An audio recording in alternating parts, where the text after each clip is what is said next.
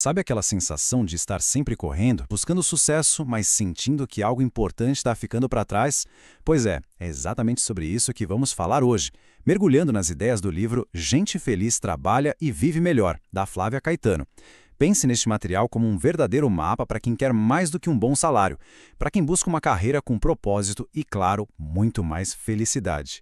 E tudo começa com um estalo, um momento de clareza que é quase um soco no estômago. A própria autora conta que esse questionamento surgiu a partir de uma pergunta do filho dela. Foi aí que a ficha caiu, na busca pelo que ela chamava de sucesso, momentos preciosos que não voltam mais estavam se perdendo. Esse despertar, um tanto doloroso, é o que dá o tom da urgência para a gente repensar nossa relação com o trabalho. E essa pergunta do livro, ela ecoa fundo, né? É um convite para a gente apertar o pause, para olhar para dentro e se questionar. A rota que eu estou seguindo, ela está me levando para onde eu realmente quero chegar? Esse é o primeiro e talvez o mais importante passo para qualquer transformação. Bom, a nossa conversa aqui vai ser bem estruturada. A gente começa entendendo o problema, que o livro chama de A Corrida Sem Destino. Depois, a gente vai ver como redefinir o que é sucesso, conhecer algumas ferramentas práticas para mudança e, por fim, falar sobre como a liderança entra nessa história toda. Então vamos lá. O primeiro ponto é justamente esse: reconhecer a armadilha da vida profissional moderna. O livro dá um nome bem direto para ela: A Corrida Sem Destino. Pensa nessa corrida como uma esteira. A gente corre, corre, se cansa, mas não sai do lugar. É um ciclo vicioso. Muitos profissionais mergulham no trabalho para preencher algum vazio, mas quanto mais trabalham, mais esgotados ficam e mais distantes daquilo que realmente importa. É uma busca por mais que, ironicamente, acaba entregando muito menos em qualidade de vida. Agora, uma parte muito interessante do livro é que ele descreve alguns arquétipos para a gente conseguir identificar esses padrões. E olha, talvez algum deles soe familiar. Tem o pai ou a mãe que está ali de corpo presente, mas a cabeça está a milhas de distância no trabalho. Tem o workahólico disfarçado que usa a desculpa do sacrifício pela empresa para justificar as horas sem fim. Tem aquele profissional super talentoso, brilhante, mas que está sendo apagado por um ambiente tóxico. E por fim, o sacrificado silencioso, que abre mão da própria saúde em nome da carreira. São perfis que ajudam a gente a se enxergar. Ok, uma vez que a gente identifica a armadilha, o próximo passo é encontrar a saída de emergência. E é aqui que a gente entra na filosofia central do livro, que é essa ideia de redefinir o sucesso. E essa é a grande virada de chave. Felicidade no trabalho não é um bônus, não é um luxo, é uma estratégia inteligente. Profissionais que conseguem integrar a ambição com bem-estar, com saúde, com bons relacionamentos, eles não só vivem melhor, como produzem melhor. A ideia é construir uma carreira que seja uma extensão de quem a gente é e não algo que nos consome. Certo, mas não adianta só teoria, filosofia, né? A gente precisa saber o como. E o livro é ótimo nisso. Ele traz um verdadeiro kit de ferramentas práticas.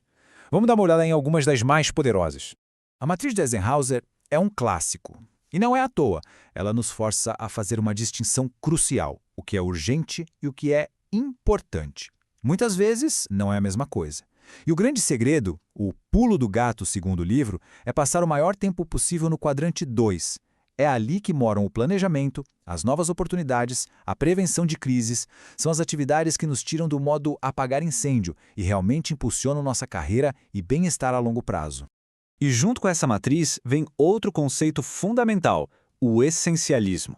A ideia não é fazer mais coisas, mas sim fazer as coisas certas. É sobre ter a disciplina de parar e pensar o que é realmente essencial aqui.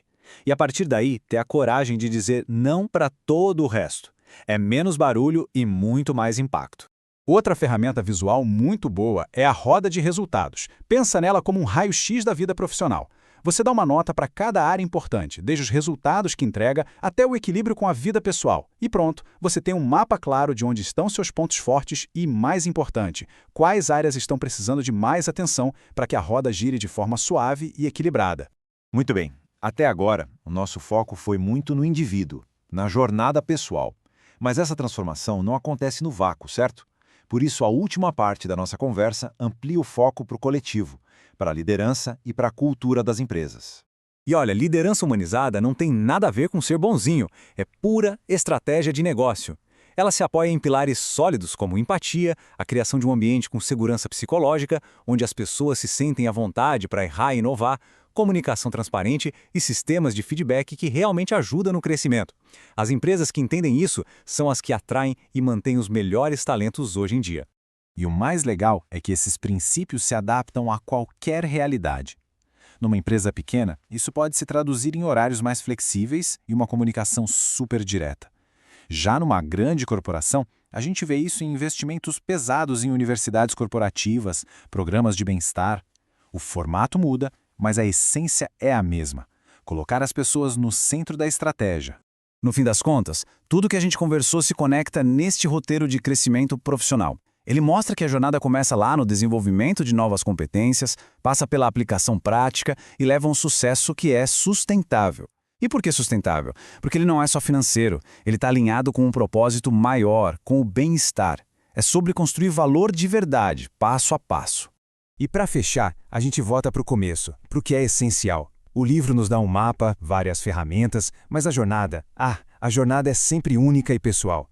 Então a provocação que fica é, depois de ver tudo isso, o que para cada um é aquela única coisa que é realmente essencial para se ter sucesso e bem-estar? A resposta para essa pergunta pode ser o início de uma bela transformação.